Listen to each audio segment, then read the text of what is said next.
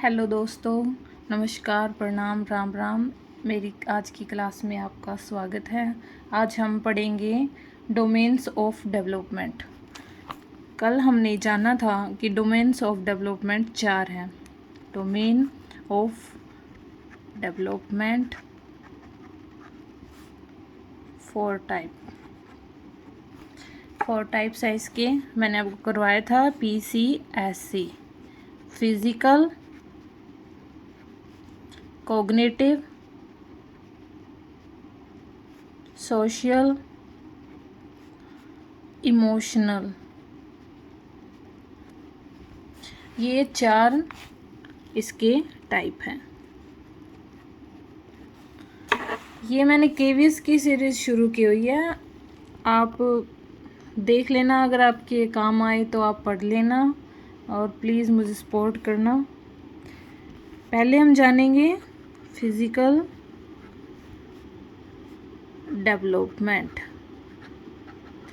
Physical development मतलब शारीरिक विकास। शारीरिक विकास में एक गतीय विकास होता है और गतीय विकास यानी मोटर डेवलपमेंट।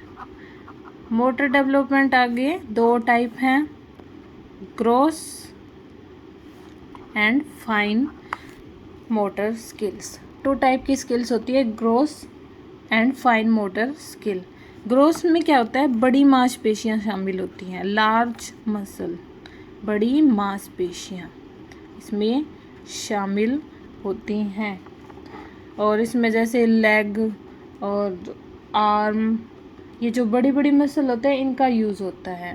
जैसे दौड़ना, भागना, बॉक्सिंग वगैरह करते हैं हम, और जिसमें मतलब गेम में पूरा मतलब अपनी बॉडी का इस्तेमाल होता है। जैसे शुरू में हम पेन पकड़ते हैं तो ऐसे पकड़ते हैं, मैंने आपको पहले भी ऐसा कुछ बताया था। तो ऐसे एकदम से हम पूरा हाथ का यूज़ करते हैं। जब छोटे बच्चे होते हैं पूरे हाथ का यूज़ करता है तो उसे क्या कहते हैं, वो कि ग्रॉस मोटर स्किल का यूज़ कर रहा है। और फाइन मोटर स्किल में जब हम पेन पकड़ना सीख जाते हैं, जैसे राइटिंग हो गया, पेंटिंग,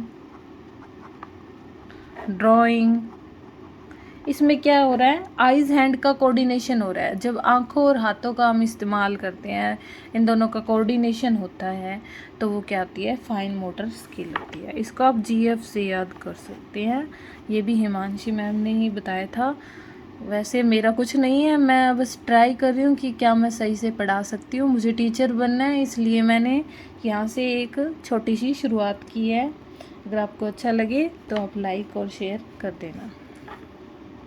ये है फिज़िकल डेवलपमेंट। फिज़िकल डेवलपमेंट में आपने जान लिया कि ग्रॉस और फाइन मोटर स्किल होती है। ग्रॉस में बड़ी मांसपेशियां शामिल होती हैं और फाइन में छोटी, हम हाई आइज़ और हैंड कोऑर्डिनेशन करते हैं। जैसे ग्रॉस में क्या होता है, स्किपिंग होती है, रस्सी कूदते हैं तो हम पूरा इस्तेमाल करते हैं, वॉकिंग, रनिंग, रस्सी चढ़ना। और फाइन में क्या होएगा, राइटिंग, ड्राइंग, पेंटिंग। सुई में अगर आप धागा भी डाल रहे हो ना तो वो भी क्या है, फाइन मोटर स्किल है। इसको स्थूल गति कौशल कहते हैं और इसको सूक्ष्म गति कौशल कहते हैं। तो इसमें आपने जान लिया कि मोटर डेवलपमेंट क्या होता है। ये एक मस्कुलर डेवलपमेंट है। क्या है, एक मस्कुलर डेवलपमेंट है और उसका कोऑर्डिनेशन है। और इसके आगे कितने पार्ट हैं, 2 पार्ट हैं, ग्रॉस एंड फाइन। ग्रॉस में बड़ी मांसपेशियां शामिल होती है और फाइन में राइटिंग, पेंटिंग और ड्राइंग।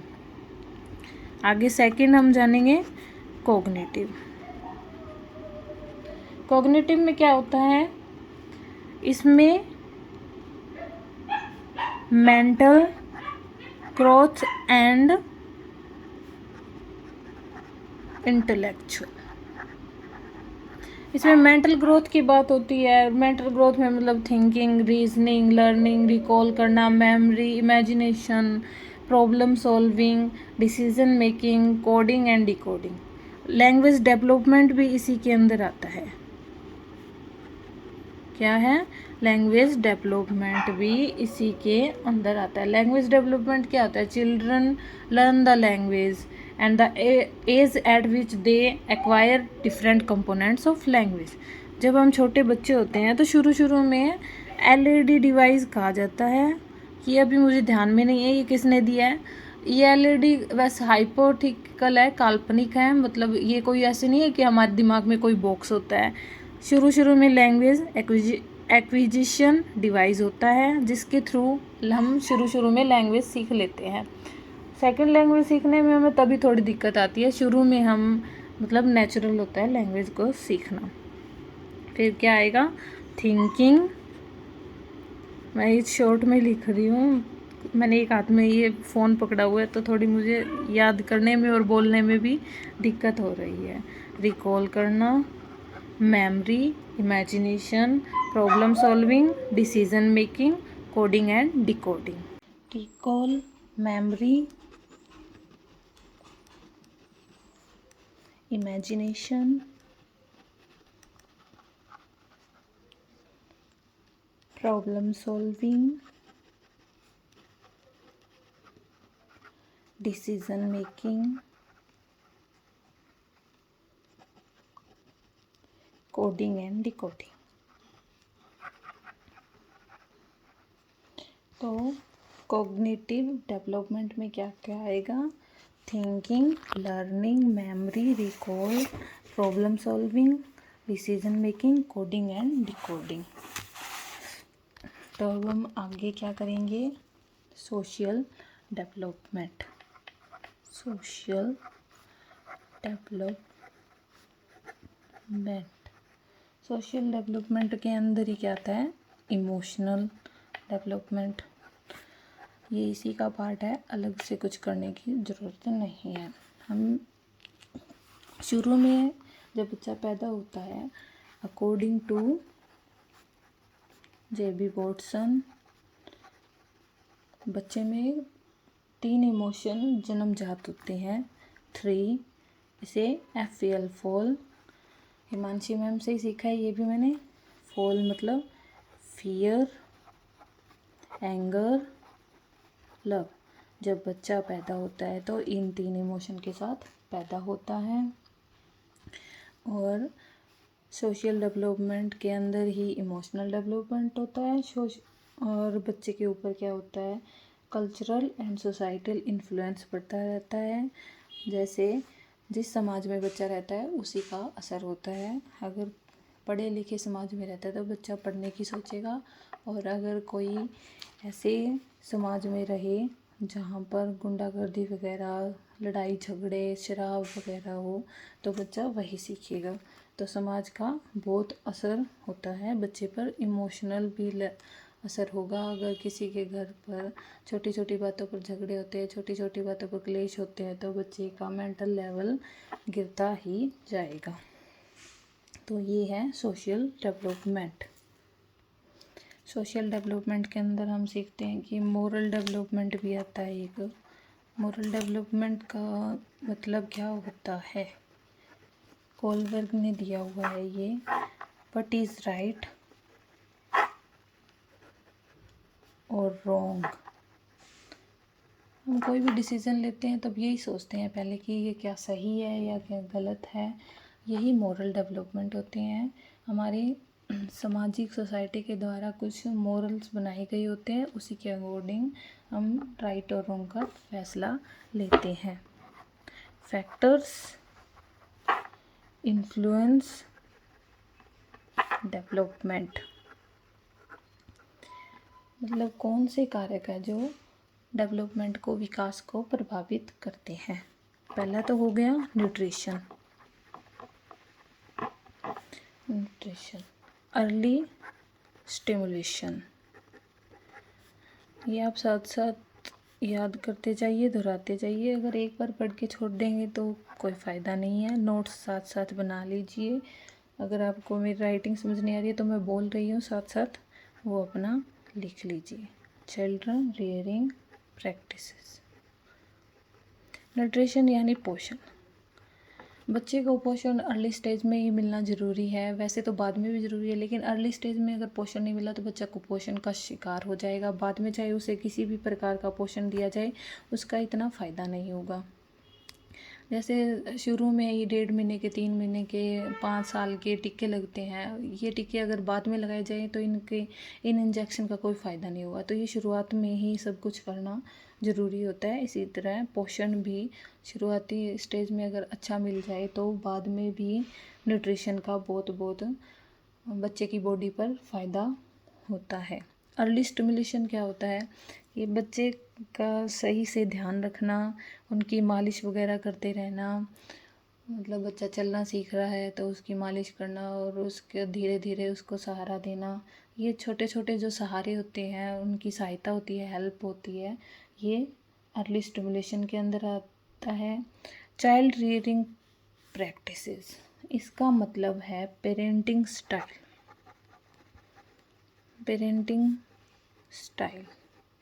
पालन के तरीके। माँ बाप के द्वारा बच्चे किस प्रकार पाले जाते हैं, ये उसकी बात कर रहा है। ये बच्चे के विकास पर बहुत गहरा प्रभाव डालता है, क्योंकि यही माना जाता है कि बच्चे का पहला स्कूल परिवार ही होता है। माँ उसकी पहली टीचर होती है। तो माँ बाप कैसे हैं, उनका व्यवहार कैसा है, परिवार कैसा है, उनके पालन का तरीका कैसा है, बच्चे पर बहुत ज़्यादा इफ़ेक्ट डालता है। इसके अच्छे और बुरे दोनों प्रभाव होते हैं। पेरेंटिंग स्टाइल 4 टाइप की है। पेरेंटिंग स्टाइल कितने टाइप की है? 4 टाइप की है। पहला क्या हो गया? अथॉरिटेटिव। Second authoritarian. थर्ड हो गया परमिसिव।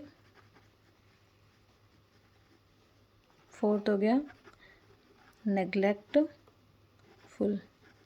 ये इसके 4 टाइप हैं। इसके बारे में हम कल अच्छे से जानेंगे, इनके बारे में सारा कुछ, कि अथॉरिटेटिव क्या होता है, अथॉरिटेरियन क्या होता है, परमिसिव क्या होता है, नेग्लेक्टफुल क्या होता है, किस में कंट्रोल ज़्यादा होता है, किस में केयर ज़्यादा होती है, सबसे बेस्ट कौन सा है, सबसे वर्स्ट कौन सा है, इसके बारे में जानेंगे। और ये भी जानेंगे कि कौन सा ग्रोथ और डेवलपमेंट को अफेक्ट करता है और बच्चे पर उसका क्या क्या प्रभाव होता है। और हम प्रिंसिपल ऑफ डेवलपमेंट के बारे में कल जानेंगे। तो आज हमने जो जो सीखा उसका एक बार रिवीजन कर लेते हैं। हमने आज सीखा डोमेन ऑफ डेवलपमेंट कितने प्रकार हैं, PCSE, physical development, cognitive, social, emotional. शारीरिक में क्या होता है? मोटर डेवलपमेंट होता है। मोटर डेवलपमेंट के अंदर मस्कुलर का कोऑर्डिनेशन आता है। और मोटर डेवलपमेंट 2 टाइप का होता है, ग्रोस एंड फाइन। ग्रोस में बड़ी मसल, लेग, आर्म, जैसे स्कीपिंग करना, रनिंग करना, कोई भी मतलब फिजिकल एक्टिविटीज़ होती है जिसमें बड़ी मांसपेशियाँ शामिल होती हैं, उसके अंदर ग्रोस मोटर डेवलपमेंट आता है। और फाइन मोटर डेवलपमेंट के अंदर क्या आता है? राइटिंग, पेंटिंग, ड्राइंग, और जिसके अंदर आइज़ हैंड का कोऑर्डिनेशन होता है। क्या होता है? Eyes hand coordination. फिर सेकंड क्या हो गया? कोग्निटिव, जिसमें मेंटल ग्रोथ एंड इंटेलेक्चुअल की बात होती है। संज्ञानात्मक विकास में यही सब आता है। संज्ञानात्मक विकास के अंदर थिंकिंग, हमारी सोचने की क्षमता, हमारी स्मृति, हम दोबारा प्रत्यय स्मरण कर पा रहे हैं, इमेजिनेशन, कल्पना करना, हम समस्याओं का समाधान कर पा रहे हैं, कोई भी निर्णय तक पहुंच पा रहे हैं, कोडिंग एंड डिकोडिंग होता है। और लैंग्वेज डेवलपमेंट भी इसके अंदर आता है। जैसे जैसे हम भाषा सीखते हैं वो भी दिमाग के द्वारा ही होता है, जिसमें दिमाग की से रिलेटेड बातें होती हैं, मेंटल ग्रोथ से रिलेटेड होती हैं, वो सारी कोग्निटिव डेवलपमेंट के अंदर आती हैं। इसके बाद थर्ड हम सोशल डेवलपमेंट की बात करेंगे। सोशल डेवलपमेंट के अंदर ही इमोशनल डेवलपमेंट आता है। सांस्कृतिक विकास,